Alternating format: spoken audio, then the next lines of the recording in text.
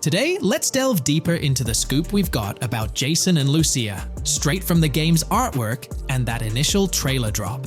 Seems like Rockstar's shining the spotlight a tad more on Lucia this time around. Not to downplay Jason's role, but Lucia's getting some special attention, you know? Alright, so the trailer kicks off with Lucia finding herself in what appears to be a detention center, or maybe some kind of confinement. She's sporting the classic inmate gear and hanging out with a few others. Now, it's a bit fuzzy whether it's an all-girls club or a mixed bag. But here's the twist. It doesn't look like your hardcore, maximum security joint, more like a temporary pit stop. Then we see this scene with Stephanie, a counselor at the place. Stephanie's having a chat with Lucia, trying to untangle her situation. Stephanie asks why Lucia's landed there, and Lucia nonchalantly responds with something like, "Bad luck, I guess." It's got me thinking, maybe Lucia's in for something minor. You know, the wrong place, wrong time scenario, or maybe a string of small-time scrapes. By the way, I'm holding a monthly giveaway for a PlayStation 5. You just need to subscribe and you're entered. Now, back to the video. So, Lucia's starting off in a bit of a pickle, but I'm itching to see how the story unfolds, how she got caught up in this mess in the first place. Rockstar's got us all on the edge of our seats with this setup, and I can't wait to see what twists and turns are in store for these characters. Taking a closer peek at Lucia in this clip, she doesn't strike me as too old or hardcore, you know? Surprisingly, she's not all cuffed up or tightly restrained while having a chat with Stephanie, the counselor at this place. Stephanie's vibe doesn't scream in danger while talking to Lucia, so maybe her time in jail isn't as intense as we might think. So, Lucia's got a date with jail at some point. But yeah, she's not going to be stuck in there forever, that's for sure. Let's shift gears to this artwork Rockstar's thrown at us. In that pic, Lucia's flaunting an ankle monitor. Now that's the kind of thing they slap on you when you're out but not really free. It's like they're keeping tabs on you, making sure you stick to a certain area, like your home turf or maybe a specific part of town as set by the powers that be. Now let's dive into some wild speculation on how this whole ankle monitor deal might mix things up in the gameplay. Imagine navigating the game with that kind of electronic ball and chain. It's gotta influence how Lucia moves around or what she can get into. Maybe it restricts her to certain zones or forces her to lay low in certain situations. The possibilities are buzzing around my head. It's like a marker that says she's out of the big house, but under some major watch. You see, when you've got one of those strapped on, it's like a 24/7 reminder that you're under strict scrutiny. It's like a digital leash telling you, hey, no funny business or else.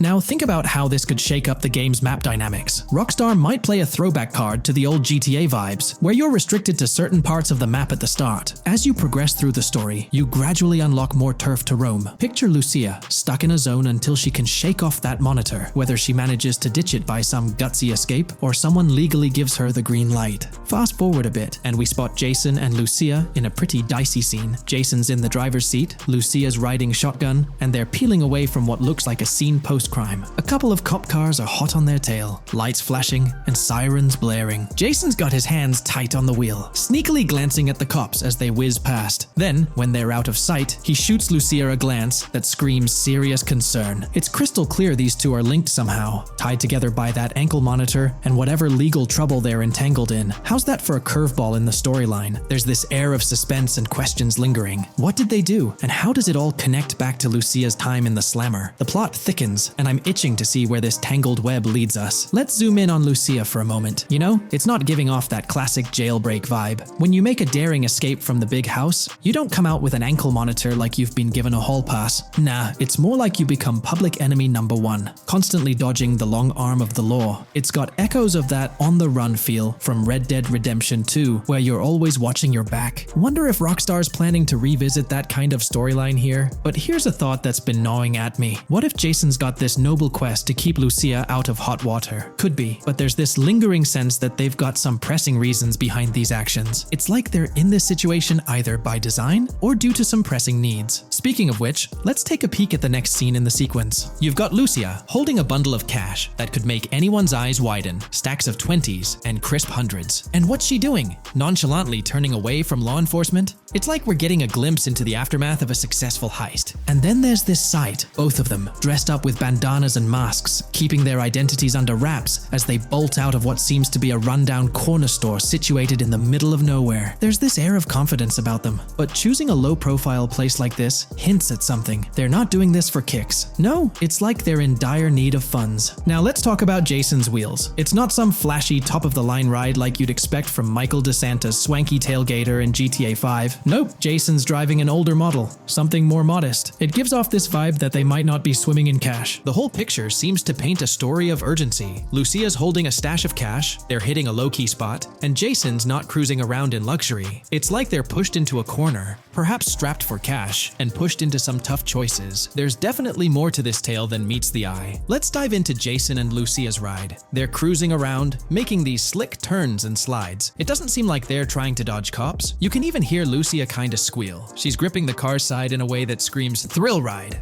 Looks like they've got a pretty upbeat and tight relationship.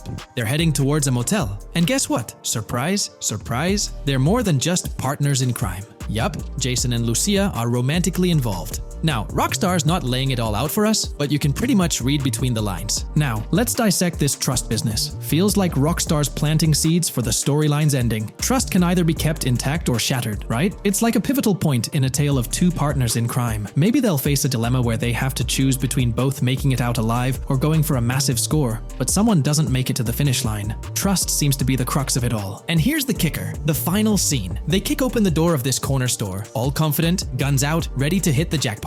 The story concludes on that note. Now, let's switch lanes and talk about the trailer's song choice, Tom Petty's Love Is a Long Road. Interestingly, there's a tweet from Tom Petty's account expressing gratitude for having their song featured in GTA 6's first trailer. The song itself talks about the struggles of maintaining a relationship, how it's not a smooth ride, but worth the effort. So, GTA 6 might just be more than a crime tale. It's shaping up to be a love and trust story. I think Rockstar's aiming for their twist on a Bonnie and Clyde vibe with Jason and Lucia. That's pretty much all the scoop we got about them in the Grand Theft Auto 6 trailer. They didn't spill much, but we kinda got a glimpse into their journey, the hurdles they face, and this theme of trust that seems to run deep in their story. There's this one scene where it looks like they're gaining some traction in their journey.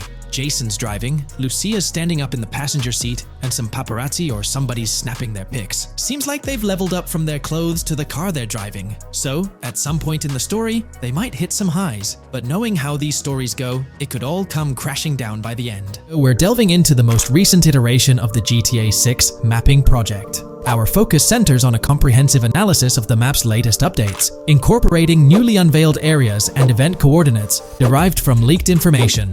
Additionally, we will explore fresh insights from the initial official trailer, including the revelation of an accessible plaza. A noteworthy aspect we'll be dissecting is the potential expansiveness of the map, hinted at by newfound highway evidence in the trailer.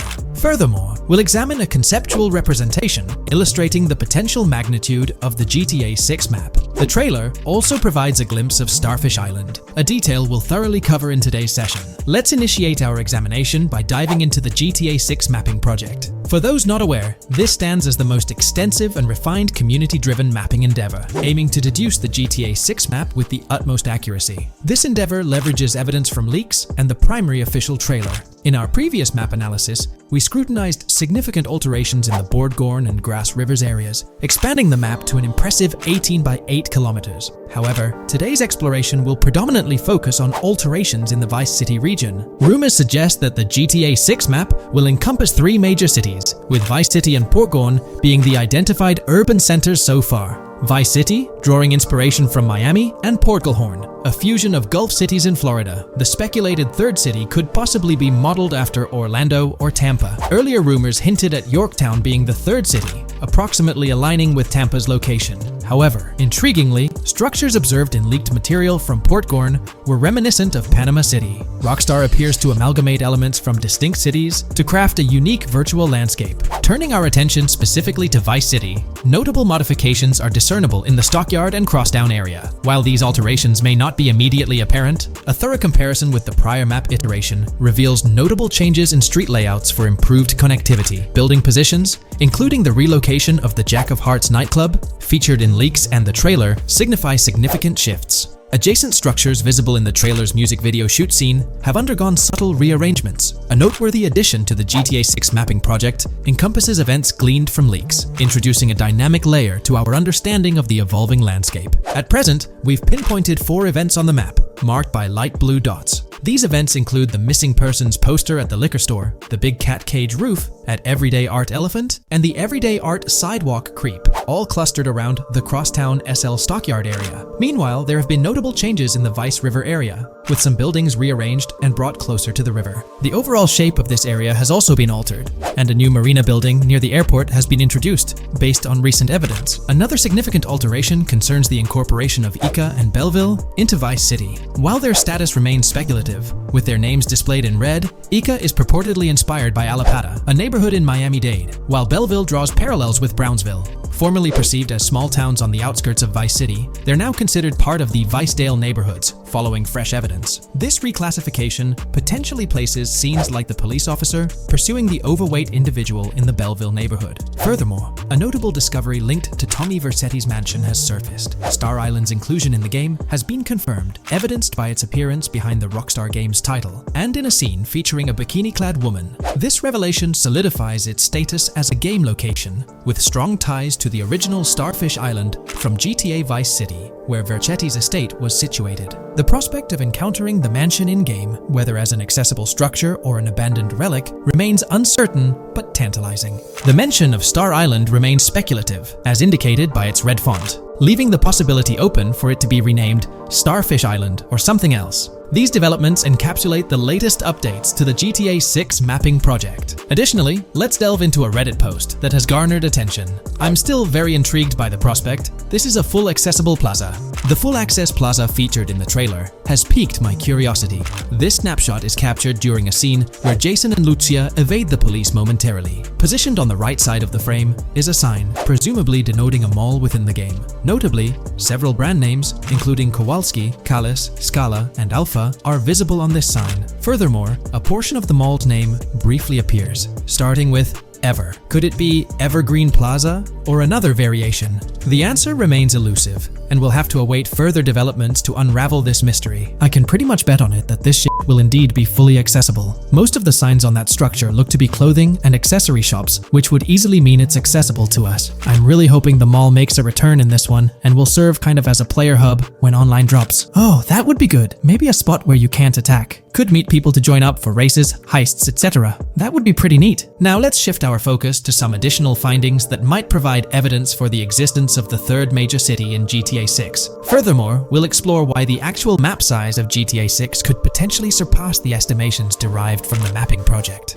Possible map length. Since we don't know what's in the northern part of the map, and we're not sure if it ends where the current mapping project suggests, I thought the map could look something like this. I get that a map like this might be 4 times bigger than GTA 5, so it could be a lot, but we can't be sure about Rockstar's plans. I also think so, because on the east coast of the current map, we have Vice City's predicted beach areas going almost to the very top. Kind of feels like the map shouldn't just end there. And if Port Gellhorn is based on Fort Myers, then maybe Tampa and Orlando could be there too. But with the current borders, there's not enough space even for a small town. Also, shaped like this, the map would resemble actual Florida more. What do you think? Now, here's something to ponder. If the map indeed resembles this depiction, it would be quite astonishing. It's intriguing how the leaks have remained silent about the northern portion of the map. I'm curious to hear your thoughts in the comments. How far north do you speculate the map extends? Do you reckon it's just slightly beyond what's revealed in the mapping project? Or could there be a substantial unseen territory? Shifting gears, let's delve into a significant discovery. An observation on the size of the map using highway exits as a guide. I believe that 2 blink and you'll miss them shots from the trailer, combined with something I saw in the leaks, have given us a serious hint as to just how big the map for GTA VZ might turn out to be. Specifically, north-south. The first is the shot of the man grabbing his crotch while stopped on the side of the highway. Specifically, the highway exit signs in the background. They suggest that this shot is being taken from just north of exit 14 on the highway, if turning left has you going east and turning right has you going west. What's more, the GTA VSI mapping project believes that the highway that this shot is taken from is Interstate 97. Adding to this, there's this shot from earlier in the trailer of the woman in the gold dress hanging out the top of a convertible traveling down I-404, heading towards a junction with 197. At the very start of that clip, you can catch the exit number on the sign she's driving under. You can't see all of it, but to me, it looks more like Exit 18 than Exit 1B. This one is more speculative though. Now, I'm about to get into the leaks, so I can't post any pictures. There's a clip in the leaks of a red ute heading northbound on 197 towards the Exit 13 AB junction that takes 1 to Washington Beach and Ekanfinaka before crashing. The mapping project has been using the leaks to create their maps, and they've placed that stretch of 197 north of Mr. Crotchgrab from the trailer, running through the Stockyard neighborhood. This to me indicates that the highway exits are going to follow a realistic number pattern, with the number increasing or decreasing for every mile traveled. The question is, where does this put Exit 12? Exit 11? All the exits going up to 1? I've taken the latest version of the mapping project's map and pointed out where exits 14 and 13 are located. Then, extrapolating from there and using the map's grid as a handy guide, I drew where all the exits further down the numbering scheme might be located. I ran out of room to put exit numbers at #9. If 197 is going to keep following the same numbering scheme all the way north until it hits exit 1, then it's likely that the map is going to be far bigger than we currently think it is, and what's been shown and plotted out so far. In fact, I think the only reason nothing's been plotted up there so far is because so much so far has focused on Vice City and its environs. 404.2 could wind up running just as far north, allowing for a few extra miles and exit numbers to accommodate it crossing the Everglades grass rivers before turning north, as I-75 in real life does. Bottom line, the map for this game is going to be enormous. There's been some chatter among you all about another potential scenario, the possibility of I-97 serving as a loop highway encircling the map's perimeter, similar to GTA 5. While this is a valid consideration, I've largely dismissed it due to a straightforward reason.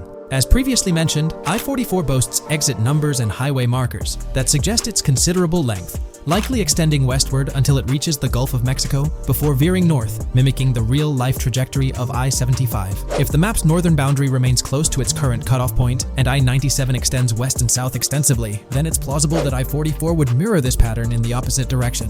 While the notion of two loop highways isn't entirely implausible, it could potentially introduce redundancy. Additionally, in GTA 5, the loop highway wasn't simply labeled under one name. The segment along the coast was dubbed the Great Ocean Highway, while the inland stretch traversing the desert was referred to as the Sonora Freeway. Moreover, within Los Santos, various freeways possess distinct names and numbers, even when merging seamlessly, such as the Del Perro, La Puerta, and La Mesa freeways. My hypothesis currently is that there is a loop highway, but that one, 97 and I-404, are two halves of it. They both start in Vice City and intersect in Crosstown. 197 runs up the Atlantic coast. 404 runs west through the Grass Rivers, and then turns north to run up the Gulf Coast, and they both meet at a point further north. Whether that point is a city, a smaller town, or something else, that is still unknown. Feel free to drop your thoughts in the comments regarding everything covered in today's video, particularly this astonishing discovery. There's substantial evidence hinting at a larger map size, but I'm eager to hear your input, so don't hesitate to leave a comment below.